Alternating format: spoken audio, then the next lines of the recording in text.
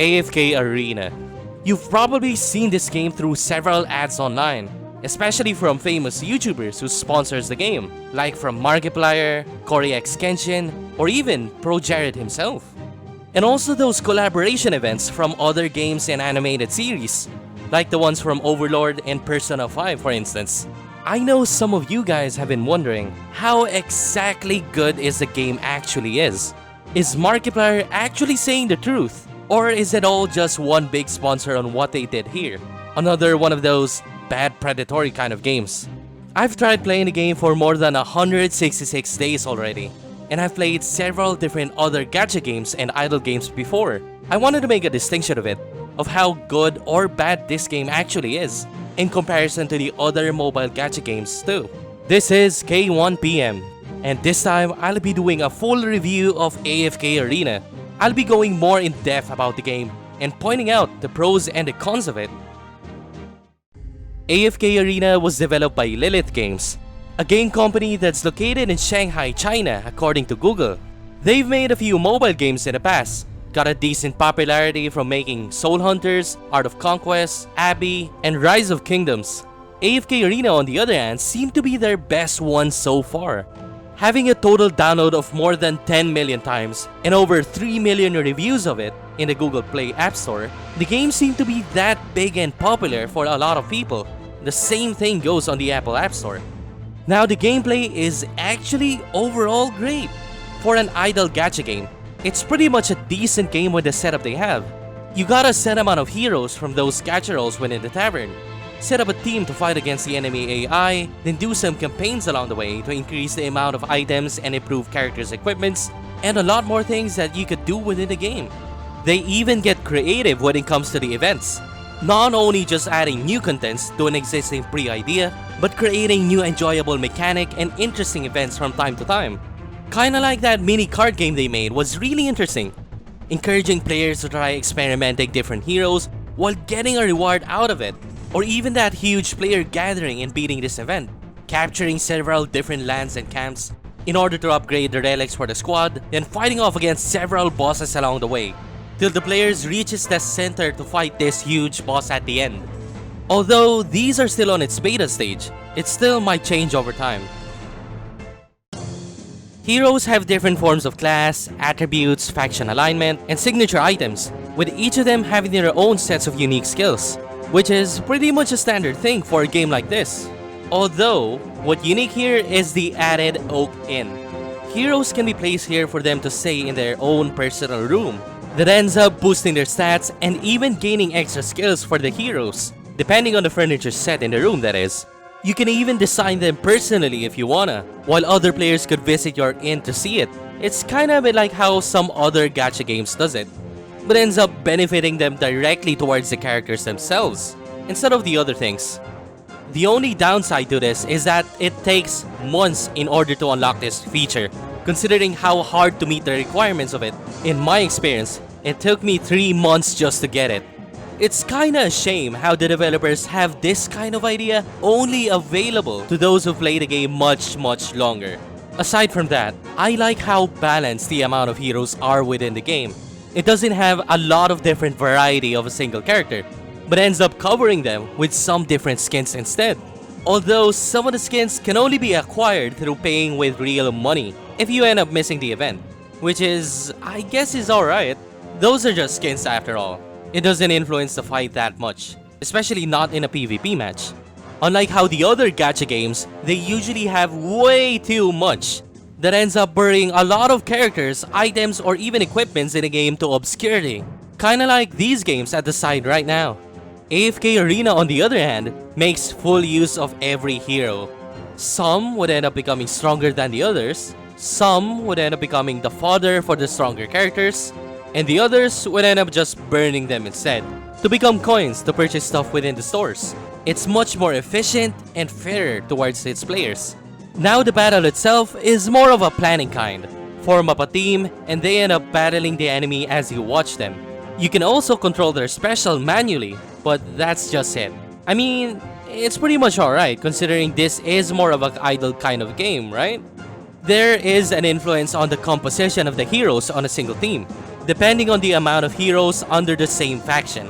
This provides quite a few boosts towards the stats of the team overall, while having each faction has their own strengths and weaknesses. It's more of a rock, paper, scissors kind of idea, kinda like how the other games does the same thing. Although setting the right team wouldn't be that easy, considering the game is primarily still a gacha game.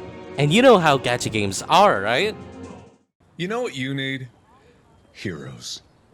Lots of heroes.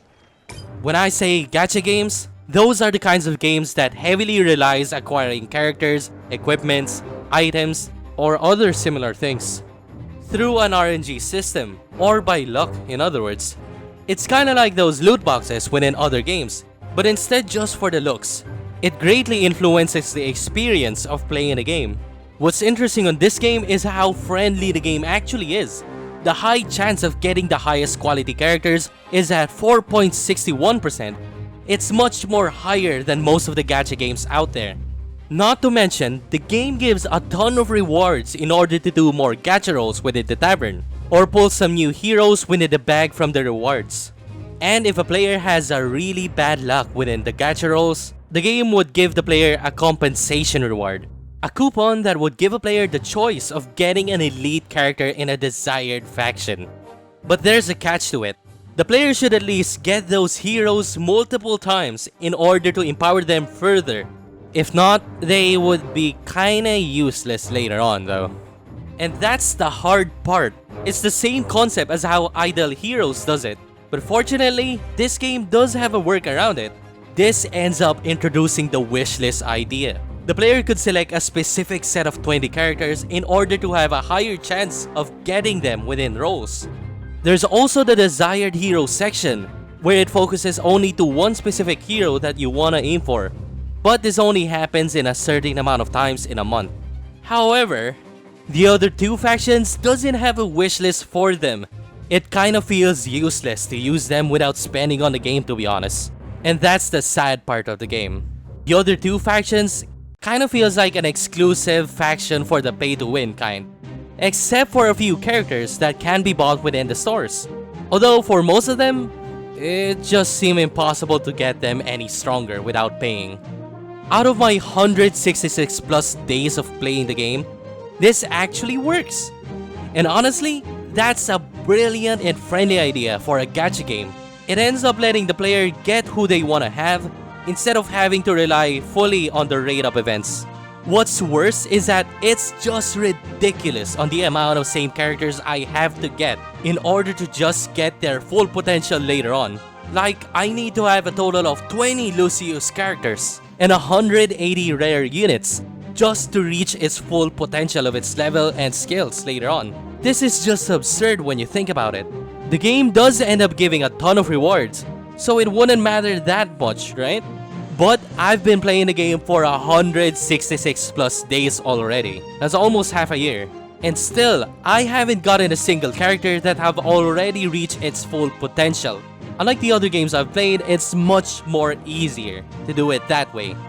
On the positive side of things are the dimensional characters, as in the collaboration characters themselves. Well, except for Arthur here. I guess he's the only exception.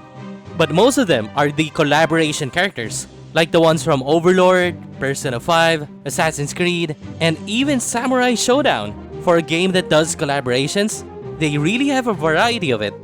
I'm even surprised how they got Markiplier on board as a barkeeper.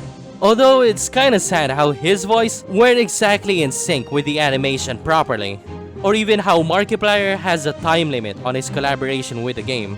I know and I understand that these collaboration events can be really greedy for most gacha games, especially in this game's case before, where the only way possible in getting those characters are by means of paying for it with real money. It's a good thing they end up changing it though, to a more proper way.